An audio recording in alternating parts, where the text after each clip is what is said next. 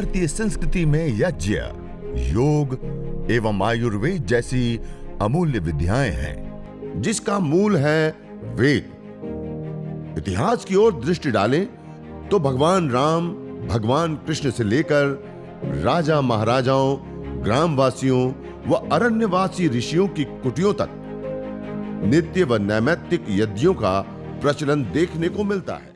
10 साल पुराना केस है हार्ट का, और मैंने स्वयं इनको देखा 10 साल पहले, तो एकदम लकड़ी हो गई थी, एक बिल्कुल ऐसी ऐसा हड्डी दिखाई देती थी। और इनको डॉक्टरों ने बोल दिया था कि अब ये बचेगी नहीं, अब ये अंतिम ये है, अगर तुमने ऑपरेशन नहीं करवाया तो थोड़े दिन की मेहमान हो। अब उनके स्वयं मुंह से सुनेंगे कैसा लगा यज्ञ में आने के बाद। मुझे अटैक आया था, ये मुझे बाद में मालूम पड़ा। मेरे को चक्कर आया, मैं गिर गई, तो मुझे भक्ति वेदांता हॉस्पिटल में, पहले साईं में नीचे मैं एडमिट किया। वहाँ से बोला कि सीरियस केस है। उसने 5-6 घंटा ट्राई किया, लेकिन उसके बाद मुझे भक्ति वेदांता में भेजा।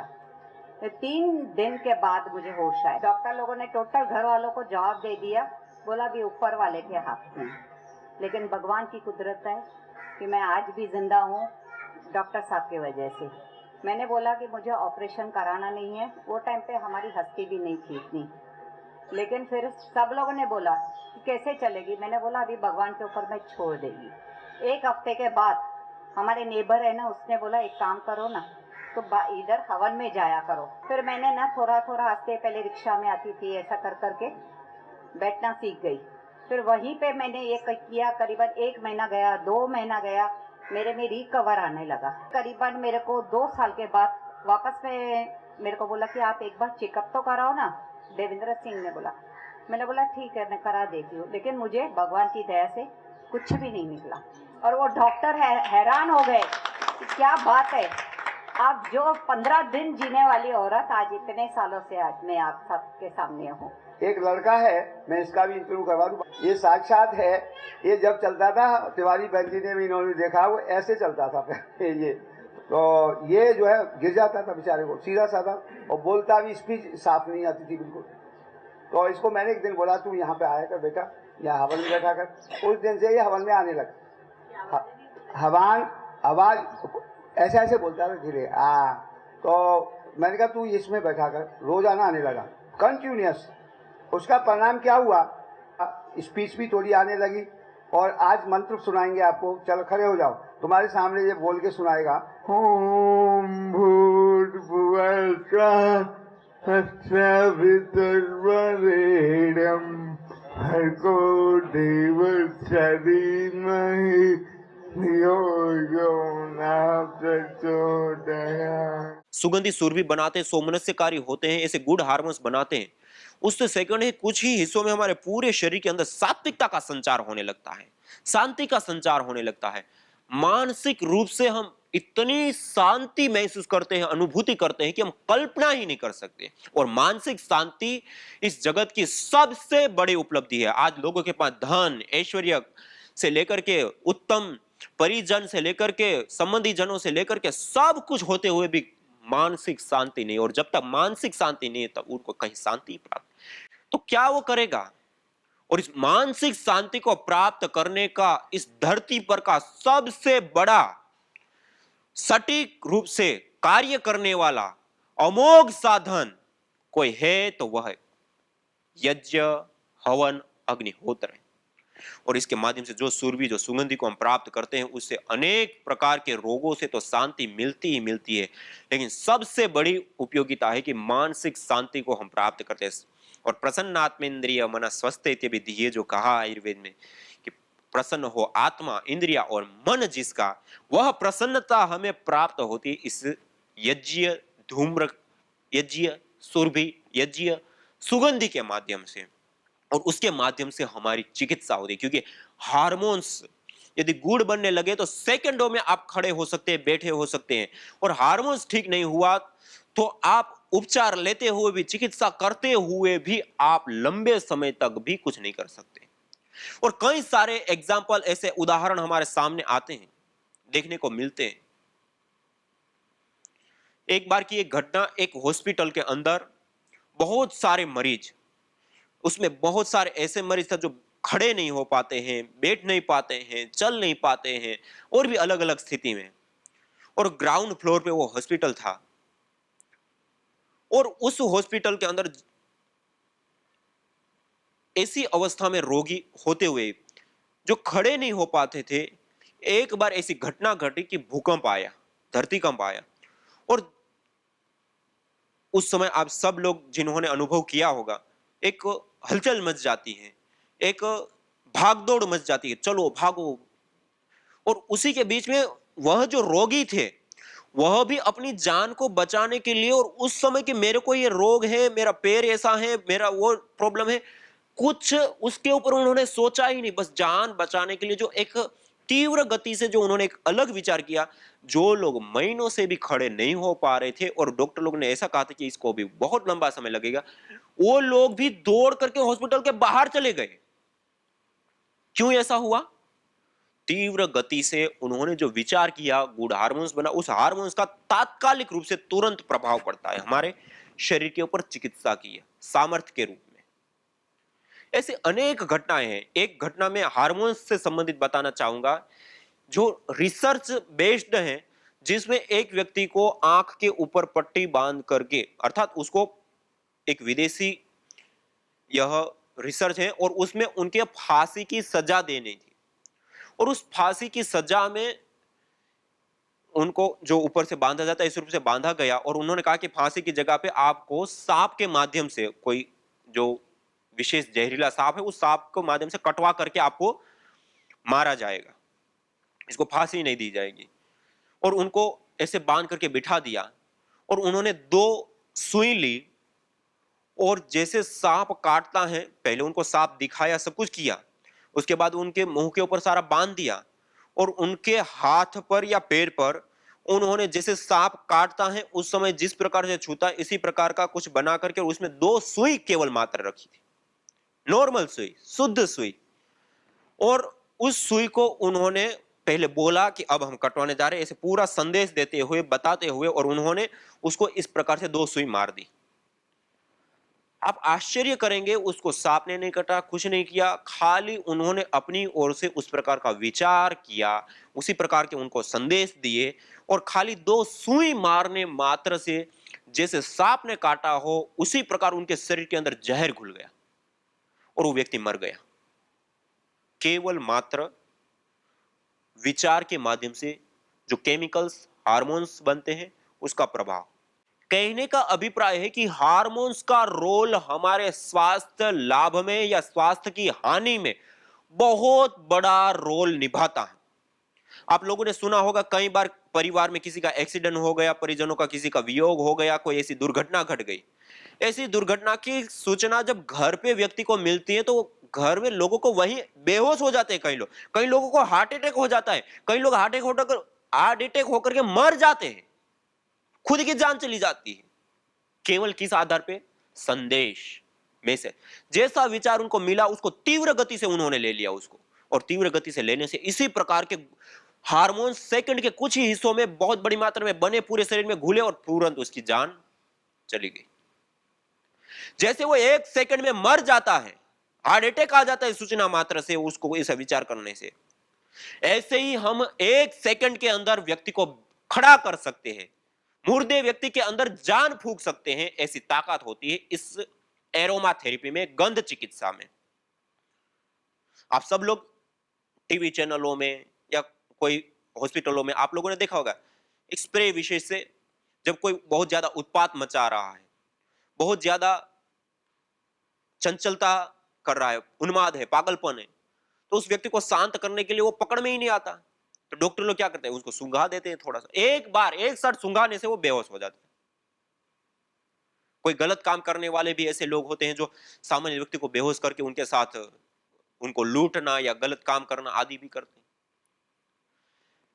वहां पे जैसे एक बार सूंघाने से उसको बेहोश कर देते हैं, ऐसे ही एक सुगंधी विशेष से हम उसको जीवन दे सकते हैं।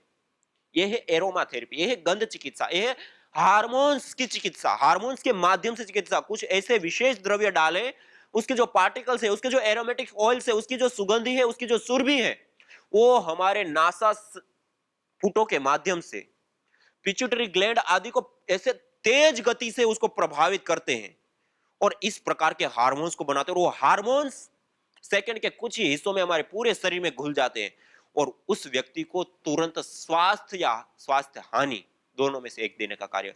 गुड हार्मोन्स है तो स्वास्थ्य मिलेगा, बैड हार्मोन्स है तो स्वास्थ्य की हानि होगी। दोनों प्रकार के लाभ या हानि हमें इस हार्मोन्स के माध्यम से मिलती है।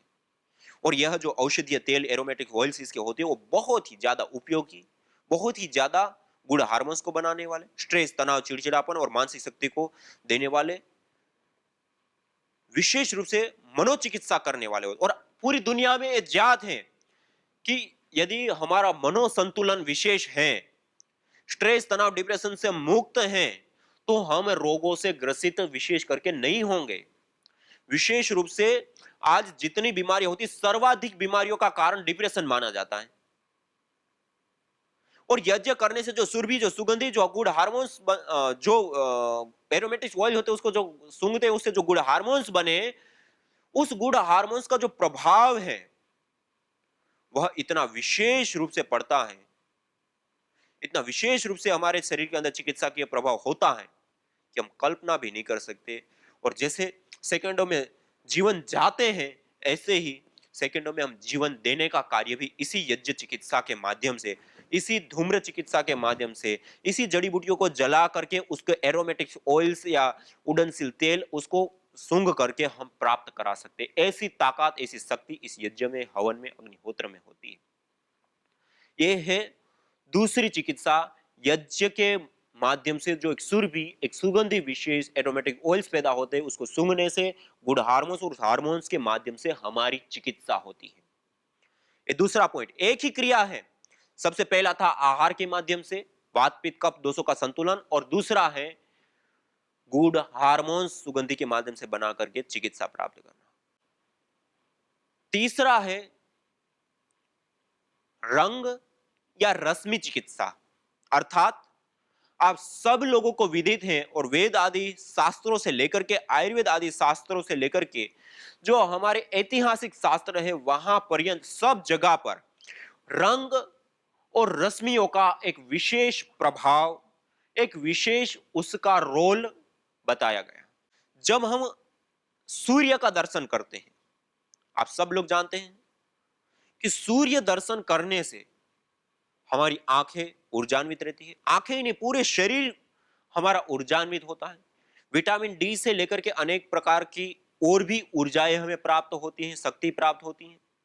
इससे अतिरिक्त डिप्रेशन को दूर करने के लिए जो व्यक्ति सूर्य के प्रकाश में रहता है या जाता है उसको विशेष रूप से लाभ प्राप्त होता है। जो लोगों का घर, ऑफिस सारा ऐसा है जो सूर्य की किरणों में दिन भर नहीं आते हैं, उनको विशेष रूप से मनोरोग होते हैं। और ये WHO विश्व स्वास्थ्य संगठन के माध्यम से भी ये विशेष रूप से बातें बताई जाती है। जैसे सूर्य का दर्शन या सूर्य की रश्मियां या किरणें हमारे शरीर के ऊपर पड़ती है और उससे ये सारे लाभ सिद्ध होते हैं। हमारी नेत्र की रोशनी बढ़ने से लेकर के, विटामिन डी से लेकर के, डिप्रेशन के दूर होने से लेकर के, और इस धरती पर जो बैक्टीरिया, वायरस या फंगस हैं उनको भी वो मेंटेन करता है, दूर करने का कार्य करने से लेकर के वायुमंडल के अंदर शोधन करने का कार्य भी ये सूर्य किरणों के माध्यम से भली प्रकार से सिद्ध होता है। ऐसे ही हमारे घर का सूर्य है यह यज्ञ, हवन, अग्निहोत्र। आज हम जिस घर के अंदर रहते हैं, हमारे खिड़की, दरवाजे या घर इस प्रकार के बन चुके हैं कि सूर्य की धूप नहीं के बराबर हमारे घर में आती है, उसका दर्शन नहीं के बराबर हो गया। जब हम प्रतिदिन सुबह और सायंकाल यज्ञ करते हैं और यज्ञ के पास में बैठते हैं, जिसे अग्नि की ज्वालाएं उठ रही होती हैं, उस अग्नि की जो ज्वालाएं है वह जब हमारे शरीर के ऊपर पड़ती है, इसलिए हमारे शास्त्रों में भी यज्ञ करते समय खुले वस्त्र, जिसे भारतीय परिधान होते हैं, वो सही परिधान के रूप में देखा गया। खुले वस्त्र हो, ना कि जींस के पैंट आदि जो हम पहनते हैं पूरे फिट या बड़े कप वस्त्र, मोटे वस्त्र, ऐसे नहीं। खुले वस्त्र हो, हल्के वस्त्र हो, और उसमें भी विशेष रूप से धोती आदि यज्ञ आदि करने के समय पहनने के लिए बताया। या तो व्हाइट वस्त्र होता है, या पीतांबरी पीला वस्त्र होता है, या भगवा वस्त्र है, जो भी अलग अलग वस्त्र, एक कुछ निर्धारित कलर है, उन कलरों का कपड़ा पहनने के लिए भी। तो जब हम यज्ञ करते हैं उससे माध्यम से निकलने वाली जो रश्मियां हैं, जो ऊर्जाएं हैं, जो ताप है, वह जब हमारे शरीर के ऊपर पड़ता है, जब हमारी दृष्टि, हमारी चर्म चक्षु है उनको आत्मसात करती है, तो उसका हमारे शरीर के ऊपर एक बहुत बड़ा मनोवैज्ञानिक भी, मनोचिकित्सक भी, और उसके साथ साथ हमारे शरीर को प्रभावित करने वाला इफेक्ट या चिकित्सा की यह प्रभाव विशेष रूप से प्राप्त होता है या पड़ता है। यह है जब हम यज्ञ करते हैं, हवन करते हैं, उससे माध्यम से निकलने वाली जो रश्मियां हैं, जो उष्मा है, गर्मी है, उसके माध्यम से विशेष रूप से चिकित्सा करना। और कुछ अनुसंधानों से भी यह सिद्ध हुआ है। जापान के एक विशेषज्ञ डॉक्टर मोतोयामा, उन्होंने यह सिद्ध किया कि जब हम यज्ञ करते हैं कुछ मिनट के लिए, उस यज्ञ की जो अग्नि है, हम ऐसे बैठे हैं सामने, और जब हम योग साधना करते हैं, योग साधना करने पर जैसे मन के ऊपर और शरीर के ऊपर जो उनके प्रभाव पड़ते हैं, मनोवैज्ञानिक भी, मनोचिकित्सक भी प्रभाव होते हैं, और शारीर के तौर पे फिजिकली भी उसके प्रभाव होते हैं। वैसे ही जब हम यज्ञ करते हैं, हवन करते हैं, और उसकी जो रश्मियां, उसकी जो किरणें हैं, उसकी जो उष्मा है, उसकी जो सूक्ष्म ऊर्जाएं हैं, वो हमारे शरीर के ऊपर जब पड़ती हैं, तो हमारे शरीर के अनाहत आदि जो चक्र होते हैं, जो विशेष रूप से शक्तियों के केंद्र है, उसके अंदर शक्ति पुंज के रूप में वो उभर करके आते हैं, अर्थात उसके अंदर शक्तियों की भरमार रूप से ऊर्जा बढ़ जाती है। जैसे योग साधना से हमारी मूलाधार से लेकर सहस्रार पर्यंत चक्रों का जैसे शोधन होता है, जैसे उस चक्रों की शक्ति बढ़ती है, ऐसे भी यहाँ पर भी इस ऊर्जा में, इस शक्ति में रहने से विशेष रूप से हमारे शरीर के ऊपर चिकित्सा की प्रभाव पड़ता है। यह है तीसरा प्रभाव। पहला आपको बताया आहार के माध्यम से वात पित्त कफ दोष का संतुलन करके और हमारे शरीर की चिकित्सा करता है। दूसरा मैंने बताया सुगंधित सुरभि एरोमेटिक ऑयल्स को जब हम ग्रहण करते हैं तो गुड हार्मोन्स बनते हैं। गुड हार्मोन्स के माध्यम से तात्कालिक रूप से क्षणों में हमारा विशेष स्वास्थ्य लाभ प्राप्त होता है।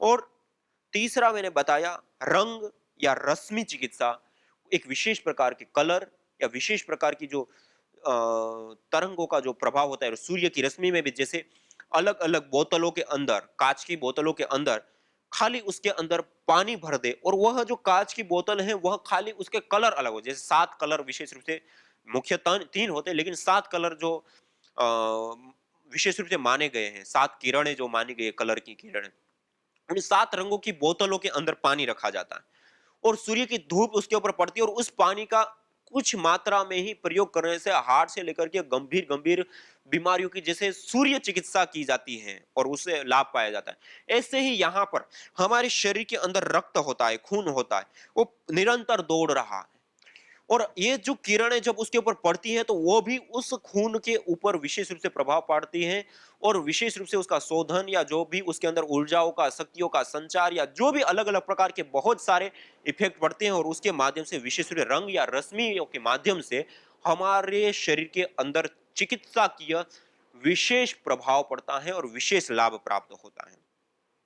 और इसी प्रकार से एक विशेष प्रभाव होता है अपूर्व।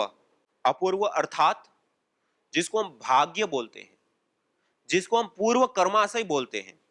आयुर्वेद आदि ग्रंथों में विशेष करके हम आज जिस जीवन को जी रहे हैं, इस जीवन में जाति, आयु और भोग, योग दर्शन में महर्षि पतंजलि जी ने कहा कि जाति, आयु और भोग हमें अपने कर्मों के आधार पर मिलते हैं। हम जैसे कर्म करते हैं अच्छे या बुरे, उसके आधार पर पुण्य या पाप रूपी हमारा खाता भरता है और जैसे पाप और पुण्य रूपी खाता हमारा बलवान या कमजोर होगा, उसी के आधार पर हमें जाति, आयु और भोग, कौन सी जाति में जाना, मनुष्य से लेकर के कीट पतंग पशु पक्षी से लेकर के अनेक प्रकार की जाति, फिर उसमें उनकी आयु कितनी होगी और उस आयु के अंदर कैसा भोग होगा। जैसे मनुष्य का जन्म तो मिल गया लेकिन जन्म मिलते ही उसकी मृत्यु हो जाती है, जन्म मिलते ही कुछ युवावस्था में मृत्यु हो जाती है या बहुत कम समय में उसकी मृत्यु हो जाती है। तो आयु, और दूसरा है भोग।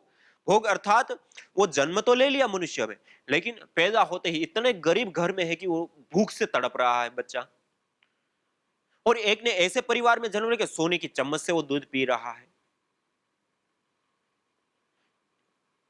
एक व्यक्ति ने जन्म लिया, पैदा होते ही अपंग है, आंख काम नहीं करे, हाथ पैर काम नहीं करे, और भी कोई समस्या है, और एक व्यक्ति बिल्कुल स्वस्थ है।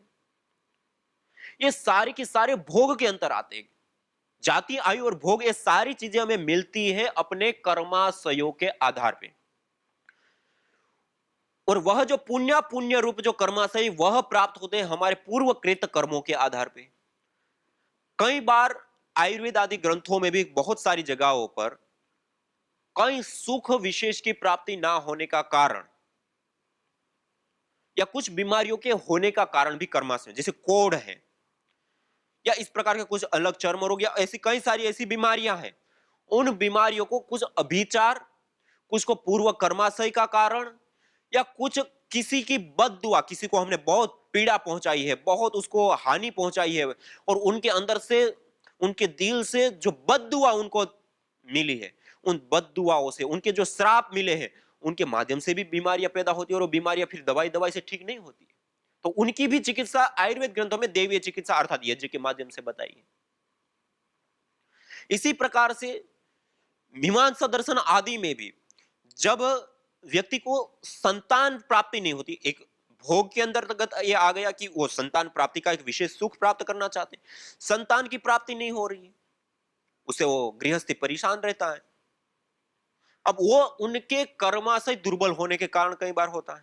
कई बार शरीर के फॉल्ट भी हो सकते हैं, शरीर में किसी भी प्रकार की कोई समस्या है तो उसके कारण भी वो नहीं होता है। तो यज्ञ जब करते हैं तो उस जो शरीर के अंदर फॉल्ट है उसको तो वो ठीक करके वो भी ठीक हो जाता है। दूसरा दूसरा होता है कि जो हम यज्ञ करते हैं उससे हम सर्वाधिक पुण्य प्राप्त होते हैं, और उन पुण्यों से हमारा पूर्वकृत कर्माशय पुण्य रूप जो खाता है वह ठोस और अच्छा बनता है, समर्थ बनता है, और उसके आधार पे फिर हमें संतान की। तो मीमांसा दर्शन की जो दृष्टि है उसमें विशेष करके बताएं कि पुत्र कामो यजेत, जो पुत्र की कामना करता है वो यज्ञ करे, हवन करे, अग्निहोत्र करे, अर्थात वो यज्ञ करेगा तो उसका पुण्य पाप रूप खाता है, उसमें जो पुण्य रूप जो विशेष भोग यहां उनको सिद्ध करना है पुत्र प्राप्ति का, वह भोग उनका सिद्ध नहीं हो पा रहा है। उस भोग की सिद्धि के लिए विशेष करके उनको एक विशेष पुण्यों का कर्माशय का समर्थ होना जरूरी है, और वह समर्थ हो गए इस यज्ञ से। यज्ञ करेगा, पुण्य कर्माशय उसका ठीक होगा, पुण्य कर्माशय उनका ठीक होगा, तो उसके माध्यम से उनको वह भोग की सिद्धि सहज रूप से प्राप्त होगी। इसलिए कहा कि पुत्र कामेष्टि यज्ञ, पुत्र कामना के लिए हम यज्ञ करें, हवन करें। तो कहने का अभिप्राय है कि जो अपूर्व है, जो हमारा पहले किया हुआ कर्माशय है वह दुष्ट है या अच्छा है, उसके आधार पे जो हमें भोग मिलते हैं वह भी समर्थ या सही होते हैं, और उसमें कोई कमी हमें दिखती है, कोई ऐसे रोग हैं, जैसे मैंने कहा कि आयुर्वेद आदि ग्रंथों में किसी ने प्रताड़ना दी, किसी ने श्राप दिया, किसी ने हमने पीड़ित किया, और या फिर किसी ने अभिचार भी बहुत सारे बताए गए हैं, तो अभिचार के माध्यम से या इस प्रकार की अलग अलग जो बीमारियां हैं जो सामान्य रूप से व्यक्ति उससे ठीक नहीं हो सकता है या नहीं होता है। और हम समाज में भी देखते वो चिकित्सा भी करा रहा है, रिपोर्ट शरीर के रिपोर्ट में कुछ नहीं आता है, चिकित्सा करा रहा है, दवाई खा रहा है, उससे कुछ पता ही नहीं चला, कुछ असर नहीं हो रहा, पीड़ा दर्द समस्या वैसी की वैसी है। उस समय उसकी चिकित्सा हम यज्ञ के माध्यम से अर्थात देवीय चिकित्सा के माध्यम से कर सकते हैं, और वो आयुर्वेद ग्रंथ भी देवीय चिकित्सा अर्थात मंत्र, दान और यज्ञ, यज्ञ अर्थात जो हम विशेष हविर द्रव्यों की आहुति देते हैं वो एक, दूसरा दान, इसमें दान भी सिद्ध होता है, और तीसरा मंत्र, मंत्र भी हम इसमें बोलते हैं। वो तीनों को सम्मिश्रित रूप जो यह यज्ञ है वह कहा जाता है देवीय चिकित्सा, और उसको करने से उन रोगों के निवारण से सुख विशेष की प्राप्ति होती है। यह है तीसरा, यज्ञ करके हमारा जो अपूर्व है कर्मा से उसको हम समर्थ बनाते हैं, सही बनाते हैं, और उसके माध्यम से हम भोगों की या विशेष रूप से सुखों की सिद्धि प्राप्त करते हैं। जो असाध्य रोग कहे गए हैं, जो ना रिपोर्टों में आते हैं, ना मशीनें उसको डिटेक्ट कर सकती है, ना कोई दवाई से वो ठीक हो सकते हैं, ऐसे रोग भी, और कुछ ऐसे रोग होते हैं जो हमारा सूक्ष्म शरीर है, वो सूक्ष्म शरीर में फॉल्ट होने के कारण भी ये मशीनें या ये सब कुछ नहीं कर सकते, दवाइयां उसको ठीक नहीं कर सकती है, फॉल्ट होता है लेकिन आता नहीं, उसको भी ठीक करने का कार्य इसी यज्ञ चिकित्सा से भली प्रकार से सिद्ध होता है।